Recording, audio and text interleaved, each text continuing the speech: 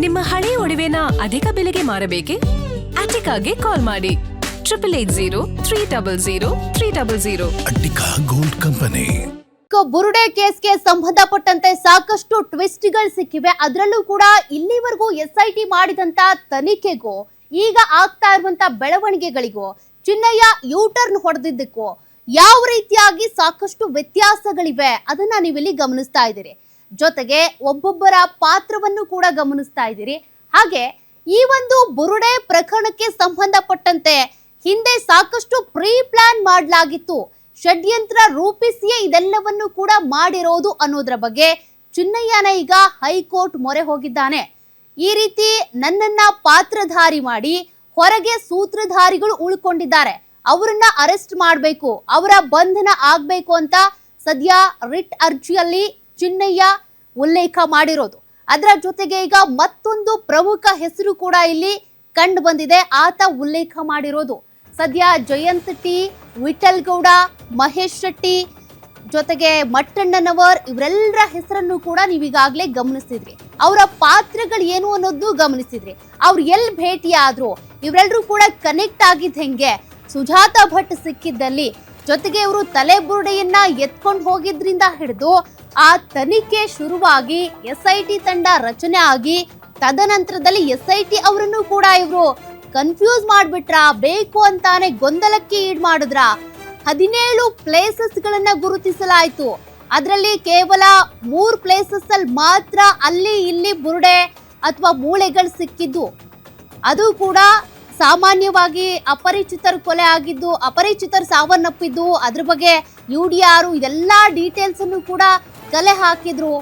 ಸಾಕಷ್ಟು ಮಾಹಿತಿಗಳನ್ನ ಸರಿ ನಿಮ್ ಬಳಿ ಏನಿದೆ ಅಂತೇಳಿ ನೋಟಿಸ್ ಕೊಡೋದ್ರ ಮೂಲಕ ಮಹೇಶ್ ಶೆಟ್ಟಿ ತಿಮ್ರೋಡಿಗೆ, ಮಟ್ಟಣ್ಣನವರಿಗೆ ಕರೆಸಿ ವಿಚಾರಣೆ ಮಾಡಿದ್ರು, ತನಿಖೆ ಮಾಡಿದ್ರು. ಹಾಗಾದ್ರೆ ಇದರಲ್ಲಿ ಅನೇಕ ಲೋಪದೋಷಗಳಿದ್ಯಾ ಅನ್ನೋ ಮಟ್ಟಕ್ಕೆ ಈಗ ಚಿನ್ನಯ್ಯ ಸಿಕ್ಕಾಪಟ್ಟೆ ಆರೋಪಗಳನ್ನ ಮಾಡಿದ್ದಾನೆ. ಆ ಆರೋಪಗಳೇ ಈಗ ದಿಗಿಲು ಬಡಿಯುವಂತೆ ಮಾಡ್ಬಿಟ್ಟಿದೆ. ಇಲ್ಲಿವರೆಗೂ ನಡೆದಂತ ತನಿಖೆ ಏನ್ ಹಾಗಾದ್ರೆ, ಆ ತನಿಖೆ ಹಳ್ಳ ಹಿಡಿತ ಎಲ್ಲಿ ಹಾಗಾದ್ರೆ ಎಡಬಿದ್ರು ಅನ್ನೋದ್ರ ಬಗ್ಗೆ ಅನುಮಾನಗಳು ಮೂಡುವಂತೆ ಮಾಡ್ಬಿಟ್ಟಿದೆ. ಆ ಬುರುಡೆಯನ್ನ ಹಿಡಿದುಕೊಂಡು ಬಂದಿದ್ದೇನು ಚಿನ್ನಯ್ಯ, ನಾನು ಈ ಧರ್ಮಸ್ಥಳದ ಗ್ರಾಮದಲ್ಲಿ ಆಗಿರುವಂತ ಕೇಸಿಗೆ ಸಂಬಂಧಪಟ್ಟಂತೆ ಸಾಕಷ್ಟು ಸಾಕ್ಷಿಗಳನ್ನ ಕೊಡ್ತೀನಿ ಅಂತಿದ್ದೇನು. ಸದ್ಯ ನೋಡಿ ಈಗ ಪ್ರಕಾಶ್ ರಾಜ್ ಅವರ ಹೆಸರು ಕೂಡ ಇಲ್ಲಿ ಕೇಳಿ ಬರ್ತಾ ಇದೆ. ಅಂದ್ರೆ ಚಿನ್ನಯ್ಯ ಮಾಡಿರುವಂತ ಆರೋಪ ಇದು, ಅವರು ಕೂಡ ಈ ಕೇಸ್ ನಲ್ಲಿ ಇದ್ದಾರೆ ಅನ್ನೋ ರೀತಿಯಾಗಿ ಪ್ರಕಾಶ್ ರಾಜ್ ಬಗ್ಗೆ ಚಿನ್ನಯ್ಯ ಉಲ್ಲೇಖ ಮಾಡಿದ್ದಾನೆ. ಇಲ್ಲಿ ಏನ್ ಹೇಳಿದ್ದಾರೆ ಅಂತ ಅಂದ್ರೆ, ಆತ ಇವರು ಕೂಡ ಇದ್ರಲ್ಲಿ ಇದ್ದಾರೆ, ಈ ಒಂದು ಗ್ಯಾಂಗ್ ನಲ್ಲಿ ಇವರು ಸೇರ್ಕೊಂಡಿದ್ದಾರೆ ಅನ್ನೋದು ಆತನ ಆರೋಪ. ಬಟ್ ಈಗ ಪ್ರಕಾಶ್ ರಾಜ್ ಒಂದು ಪೋಸ್ಟ್ ಅನ್ನ ಹಾಕೊಂಡಿದ್ದಾರೆ. ಈ ಕೇಸಿಗೆ ಸಂಬಂಧಪಟ್ಟಂತೆ ಏನೆಲ್ಲ ಬೆಳವಣಿಗೆಗಳಾಗ್ತಾ ಇದೆಯಲ್ಲ ಅದಕ್ಕೂ ನನಗೂ ಸದ್ಯ ಸಂಬಂಧ ಇಲ್ಲ, ಬಟ್ ನಾನು ಅದಕ್ಕೆ ಸಂಬಂಧಪಟ್ಟಂತೆ ಮೀಡಿಯಾಗಳ ಮುಂದೆ ಬಂದೇನೆ ಉತ್ತರ ಕೊಡ್ತೀನಿ. ಧರ್ಮಸ್ಥಳ ಕೇಸ್ನಲ್ಲಿ ಹೆಸರು ಕೇಳಿ ಬಂದಿರೋ ವಿಚಾರಕ್ಕೆ ಸೋಷಿಯಲ್ ಮೀಡಿಯಾದಲ್ಲಿ ಪ್ರಕಾಶ್ ರಾಜ್ ಸ್ಪಷ್ಟನೆ ಕೊಟ್ಟಿರೋದು, ಎಕ್ಸ್ ನಲ್ಲಿ ಪೋಸ್ಟ್ ಹಾಕೊಂಡಿದ್ದಾರೆ. ಈ ರೀತಿ ರೆಕ್ಕೆ ಪುಕ್ಕಗಳನ್ನ ನಂಬೋದಕ್ಕೆ ಹೋಗಬೇಡಿ, ನಾನೇ ಸ್ವತಃ ಮಾಧ್ಯಮಗಳ ಮುಂದೆ ಬಂದು ಉತ್ತರಿಸ್ತೀನಿ ಅಂತ.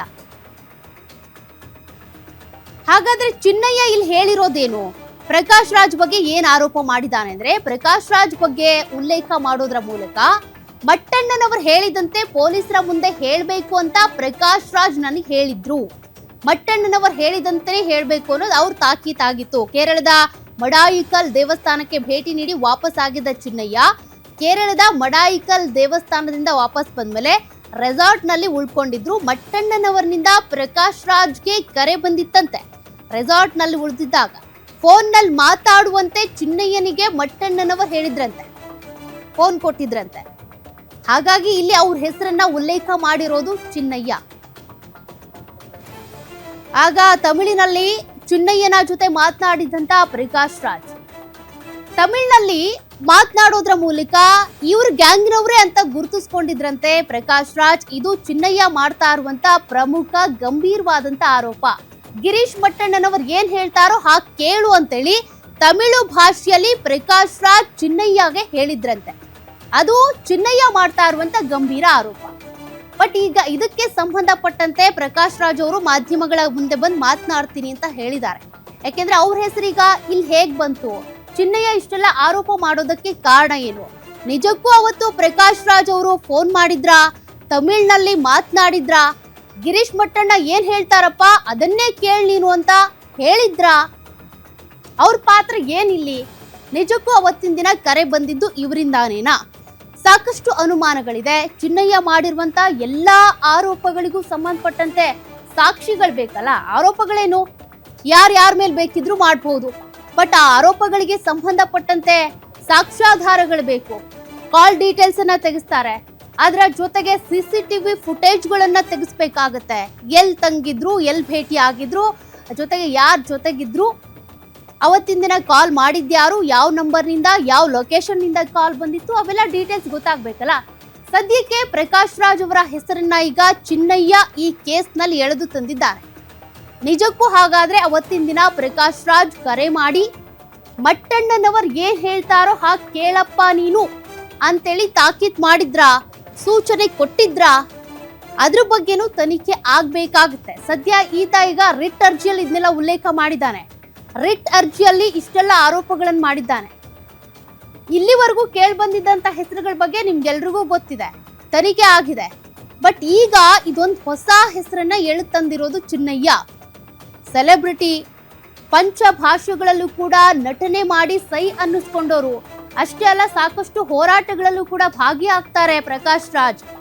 ಅಷ್ಟು ಸುಲಭಕ್ಕೆ ಅವ್ರ ಹೆಸರನ್ನ ಎಳೆದು ತಂದ ಮಾತ್ರಕ್ಕೆ ಬಿಟ್ಟು ಹೋಗೋದಕ್ಕಾಗಲ್ಲ ಅಥವಾ ಅಲ್ಲಿಗೆ ಬಿಡೋದಕ್ಕಾಗಲ್ಲ ಈ ವಿಚಾರವನ್ನ.